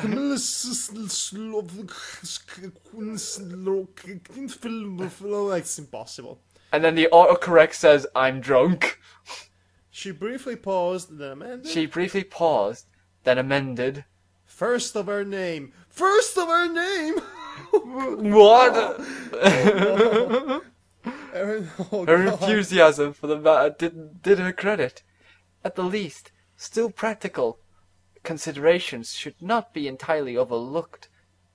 Perhaps something shorter for casual gatherings and ease of use.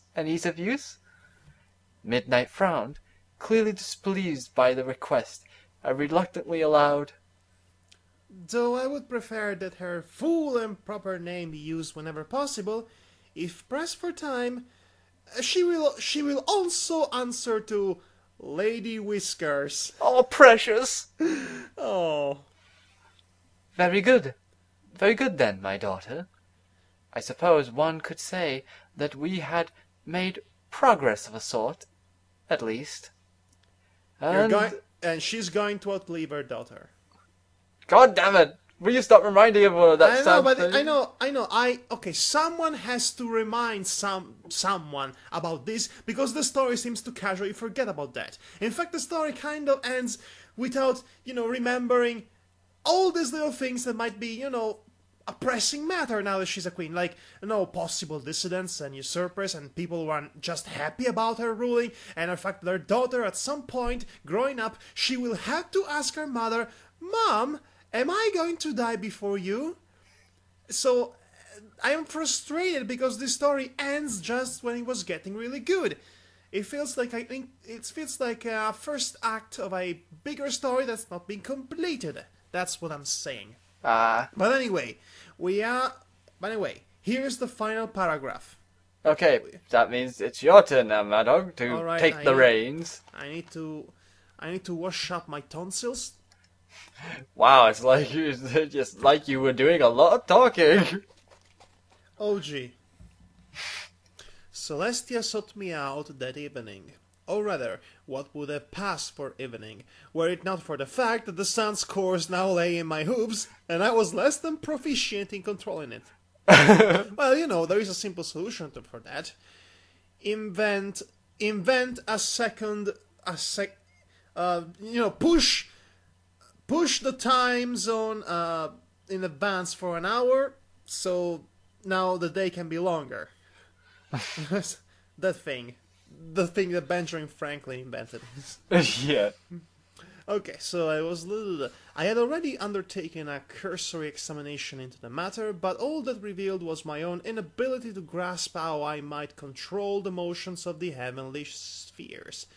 No doubt I could unravel their workings given sufficient time. The unicorns of old had managed the task in the days before Celestia and Luna, and some of their knowledge was surely preserved. However, there seemed little need to dig through dusty old tomes when Celestia already possessed the knowledge I desired. Curious as it was to be an alicorn, 'twas stranger still to see Celestia so diminished. She had been the one constant in Equestria for as long as I had lived. I suspect a large part of why so many ponies supported Celestia against the rebellion was that they simply could not conceive of an Equestria where she did not sit upon the throne, eternal and unchanging. And yet I had undone her. 'Twas a frightening and humbling thing to realize. Hail, Sunbeam! Hail! Hail, Hydra! Hail, Hydra! Oh, she sounds so mocking right now. Yes. Celestia offered a cordial smile as she entered the royal quarters. I briefly wondered if the rooms should be considered hers or mine now. As Empress they were mine by rights, but she had lived in these rooms for more than a century.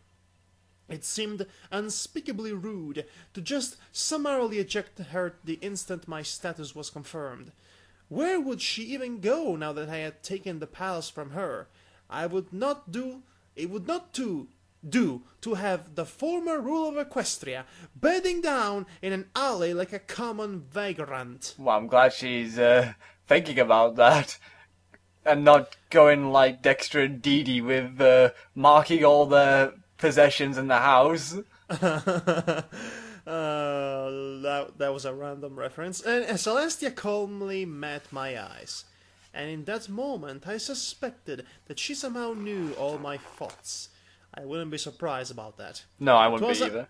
'Twas a most unsettling thing. With the power of an alicorn and the mantle of the very sun itself, I should exist on a level beyond her. And yet I felt even weaker and more foolish compared to her now.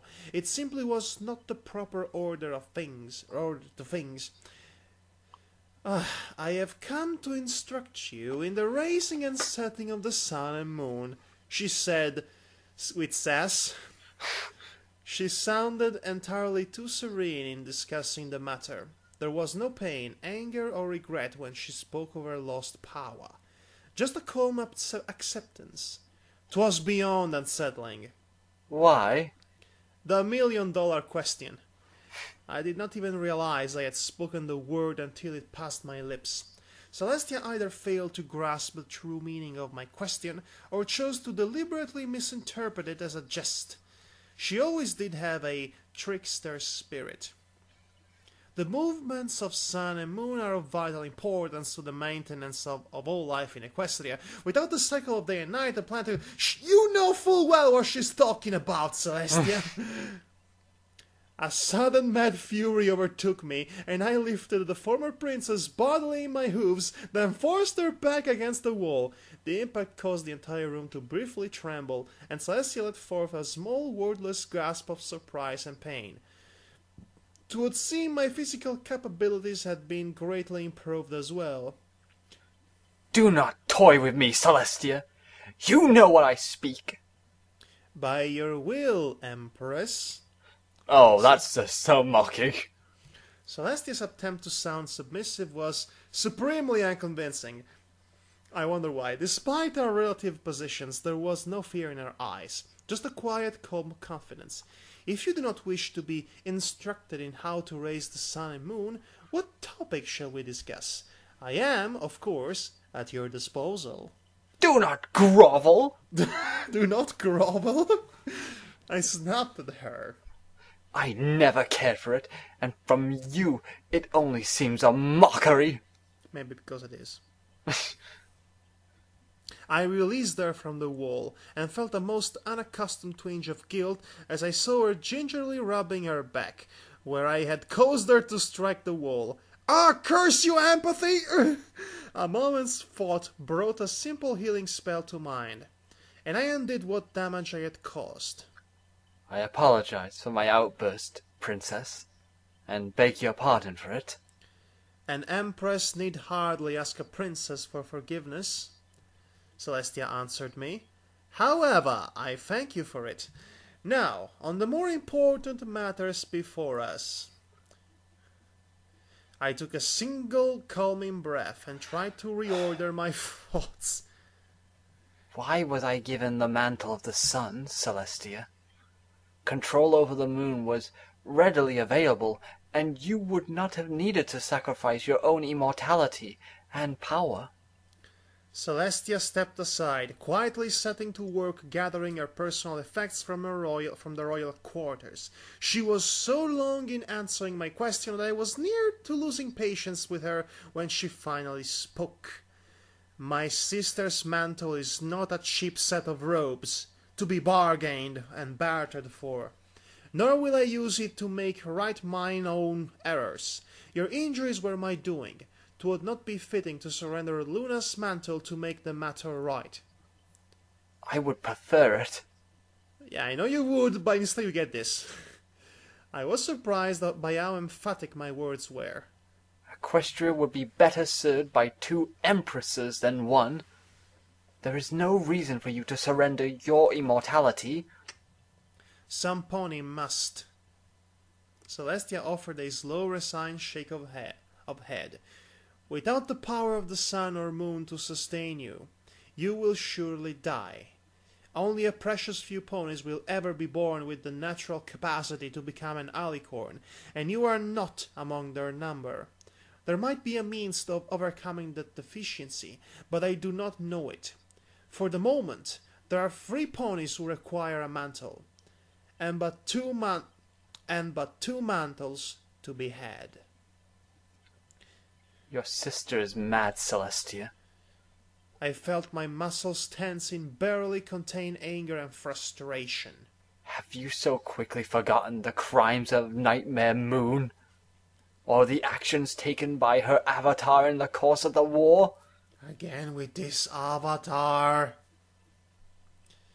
I have not forgotten what Nightmare Moon is responsible for, Celestia answered grimly, nor will I allow those crimes to go unanswered. However, my sister does not deserve to have her power stripped away for Nightmare Moon's crimes. But you deserve it for yours?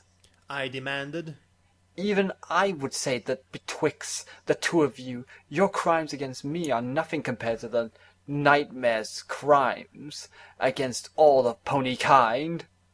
The Nightmare's attempt to overthrow me was ended ere she had the chance to cause any true harm. A distant look passed through her eyes as Celestia fought back to old pains. My sister's banishment was destructive, but mercifully swift and isolated. As for the actions of the Nightmare's avatar, I am uncertain to what degree my sister is culpable for its wrongdoings. My actions against you were unwarranted and harsh. Nor were you the first, merely the culminating case. Your little ponies once thought me perfect. Some even still might, but I am far from such. The rebellion would not have happened had I ruled more aptly. I likely did not help matters in that regard. 'Twas strange, but speaking thus with Celestia seemed to make it far simpler to be open about my own insufficiencies. Perhaps because she likely knew them better than I did. If your flaws are such that you no longer deserve to rule, then what of mine? I am no less flawed, if my raising of my daughter is any indication. You have already grasped your errors, Sunbeam. I have confidence that in due time you will take the measures needed to correct them. Celestia stepped forward, a gentle, almost maternal smile on her face. I have faith in you, my little pony. Except, Title drop again. I mean, my big pony. Her gaze flicked between herself and I, and a wry grin appeared in her mouth. Though I might need to find a better endearment in your case.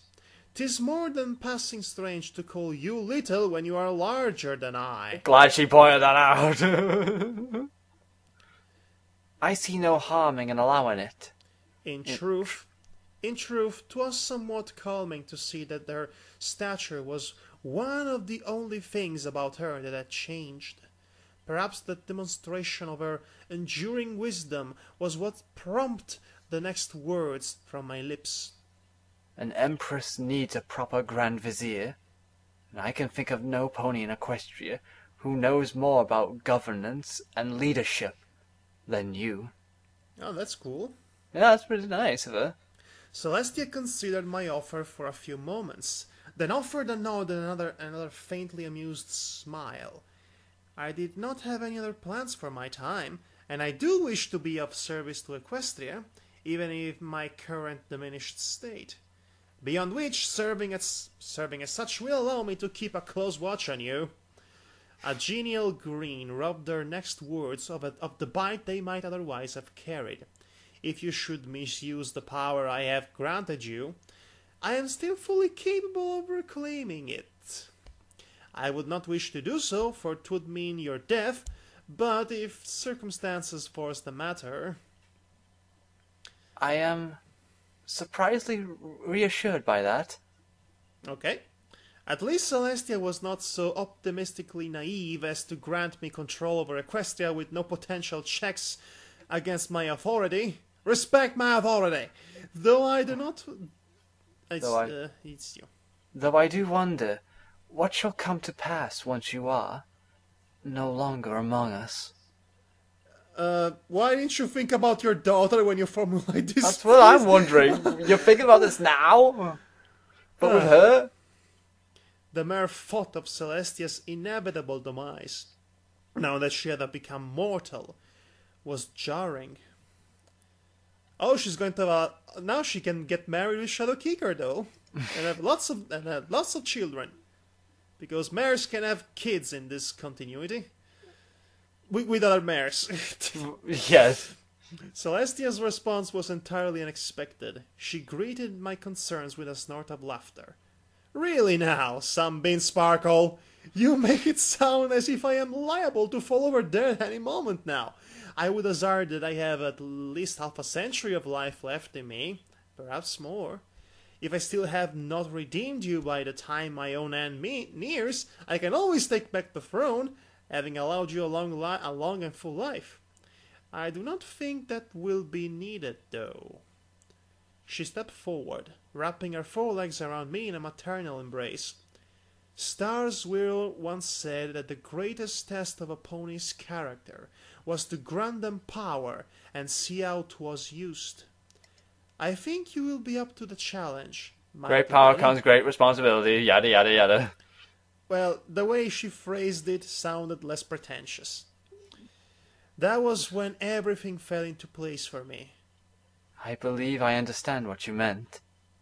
When you told me that we were not contending for the same goals, I sought power, while you sought to make me into a mare, worthy of wielding it.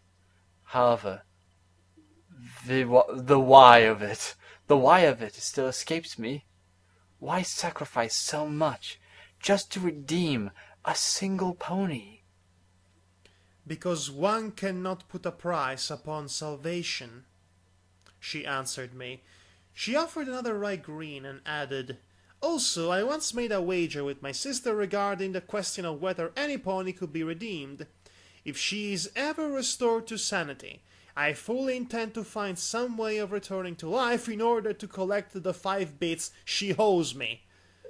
Wow. Great one. Right on. How is it that you are so at ease with this?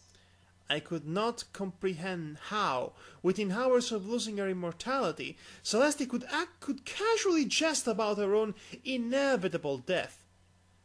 Celestia was silent for some time before finally answering me. I have spent several centuries reigning over Equestria. Though it has been a long, difficult process, and I have made my share of errors, I would say that I have had a good reign. Her gaze shifted to the window, and I noted the Shadow Keeker stood in the courtyard. Oh ho ho ho! All right, Celestia's gaze lingered on the mare, and I wondered if, now that the barriers of duty and station were no longer an issue, she might take action regarding their mutual longing. The former princess gave a single nod, and a content smile spread across her face. I think that now I would like to have a good life. Okay, go Yeah, Celestia! Go, Celestia, you need that love too. Just like any other mare. So, and now the only thing left is the epilogue. The last... And this kind of pisses me off because, Celestia is going to have a dire new life. I'd like to see that. Also, she's going to stand at the side of Empress and Miss Sparkle, and they're going to rule together. I'd like to see what happens with those two in power and what kind of political intrigues and things happen, and also their exchange. It seems nice. I would like to see what happens when these two are reigning together, and also all the problems that might arise. Like, hey, mommy, am I going to die before you? That I just pointed out earlier. Also, there just happened to be an entire group of ponies called the Sol Invictus that venerates Celestia as a god. What are their reaction going to be now that Sunbeam Sparkle is the god figure, so to speak? There's a little things that I'd like to know, but I can't because the story's over. Except for this last paragraph, well, this last break here. Which is very short. It's just going back to the beginning of the story and going full circle, and it wraps things up so fast it's kind of irritating. So read it. Such is the tale of my rise to the throne. It was such an awesome tale. Too bad you only heard the act one of it. And now I'm just hearing this. I'm just reading this. Such is the tale of the rise to the throne. It makes you think of Clockwork Orange like parody by the Conker's Bad Fur Day. You know. Yes. I know. I needlessly wounded my daughter to an ill-conceived training exercise. I attacked my rightful ruler. I conspired to steal the power of the very goddess herself. I quite arguably murdered Princess Celestia to cement my own absolute authority. No, you have not. You cheated, Story. You cheated. Yes, this doesn't count as her killing Celestia. That was that she was at peace with her death and lived what most would consider a long and rich life before dying, attended by her grandchildren, does nothing to diminish the enormity of my crime. Why are you not talking about your daughter's passing?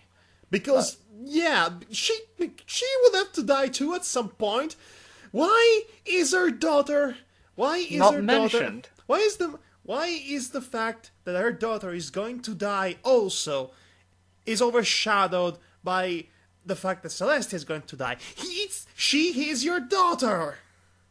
Talk about your daughter. I want to know how you feel about the inevitable truth that your daughter is going to die before you. However, all these things pale in comparison to the most damning crime of all, that I can endure the guilt. Equestria has lost its princess, but its empress will not abandon it. I will watch over Equestria and forge it into a great empire worthy of Celestia's legacy. I will rule over my empire and protect all of my little ponies. They will know peace, prosperity, and power beyond their greatest dreams. But first and foremost, I will burn this confession. Good, so we don't have to read it.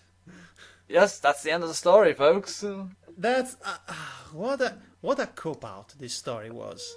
It was building itself to be some sort of really rich and interesting story with lots of twists and turns, and I was expecting them to be, some questions should be answered, some questions should be posed to begin with, but instead it just ends like that, as is nothing,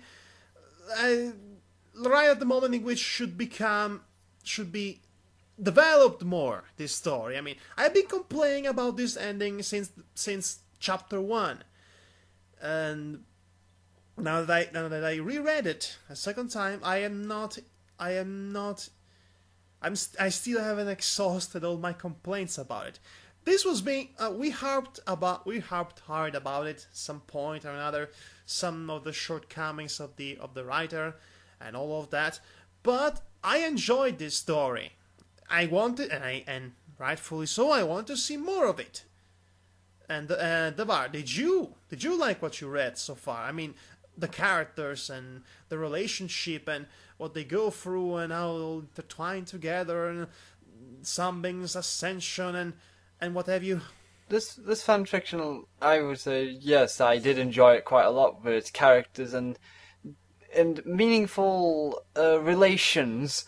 That makes it the most interesting aspect, especially between her daughter, Sunbeam, and her daughter, Midnight.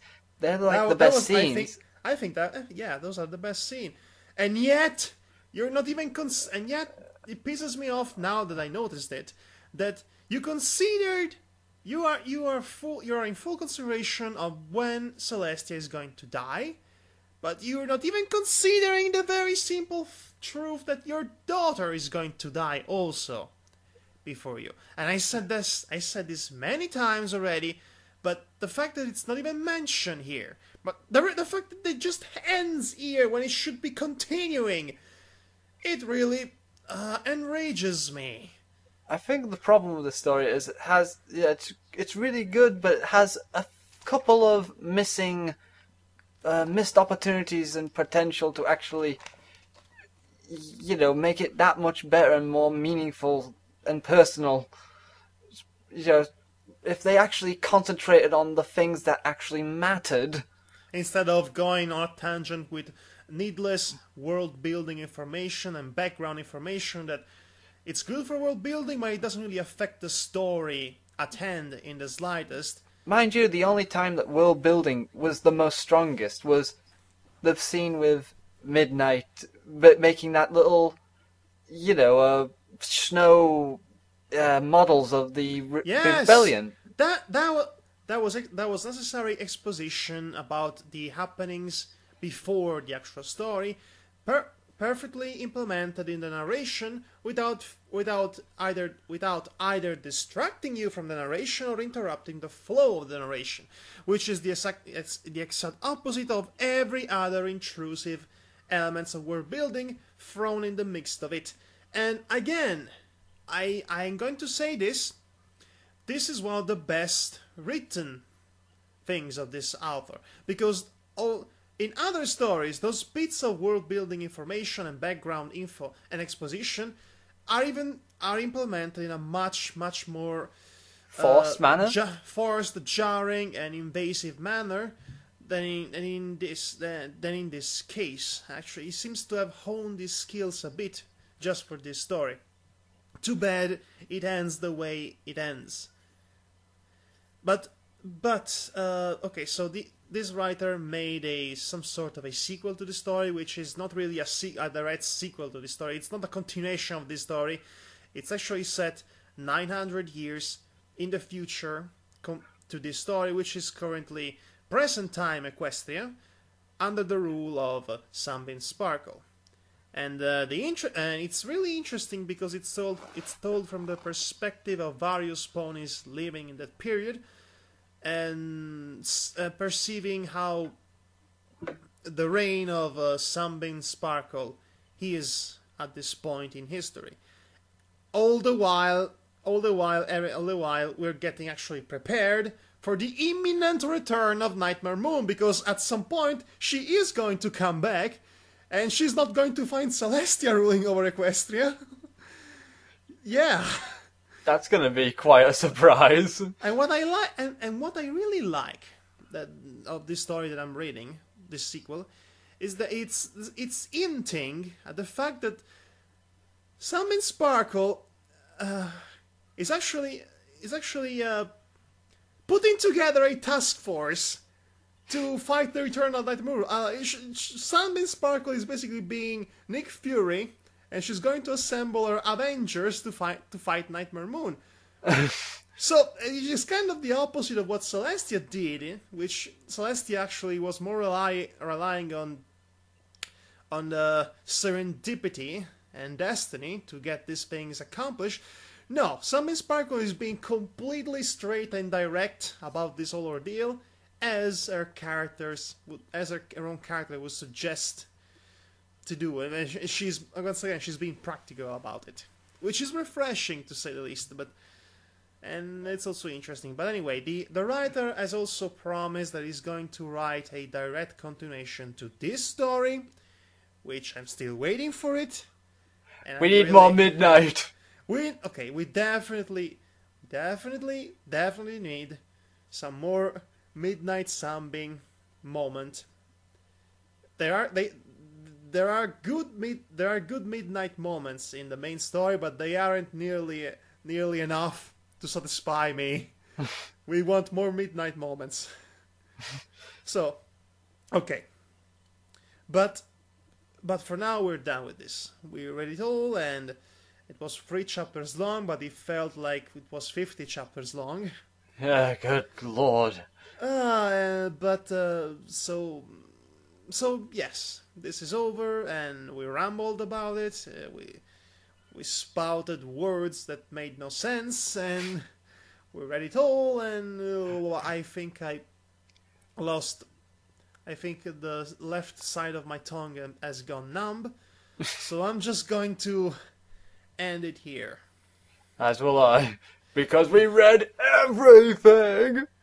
And we also learned everything from it. So, this has been Madhog Thy Master. And I have been Devar Akron. And this has been, say it with me, Devar, Rise of the Phoenix Empress. Good night, everyone. Take care.